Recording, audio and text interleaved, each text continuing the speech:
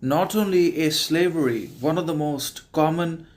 influential, frequent problems in the world, not only from the people's own actions, behaviors, habits that don't change or that are rarely productive, healthy, good, transformative, but also because of the kind of governments, leaderships, rules under which the people, the citizens live, by which they are constantly governed at every step of the way. So, therefore, slavery can be considered to be, or it has almost always been, multidimensional, multidirectional,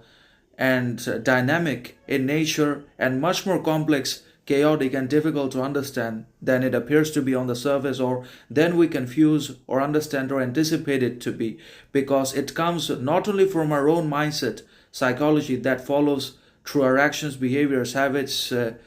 but it definitely comes also from the kind of governments, organizations, institutions, obviously, which are arbitrary, powerful, conditional, by which we are being ruled. So the people, as well as the entities that rules us, decides our future and fortune, and they either put us into or provide us with unconditional, accessible, and basically invincible type of freedom, independence, equality, justice, fairness, law, court, and different types of other expressions and speech which we genuinely deserve into our lives for our prosperity, ambition, and which is quite also necessary, imperative, fundamental into our lives at every step of the way for the proper expression of humanity, humility, self knowledge, and the collective cohesion. Or those entities eventually condition, grill,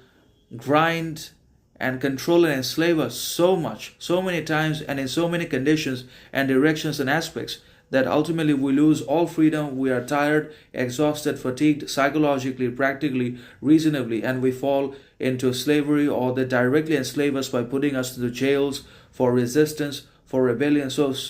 obviously, slavery is a multidimensional, complex, dynamic problem which was not necessarily present in the past.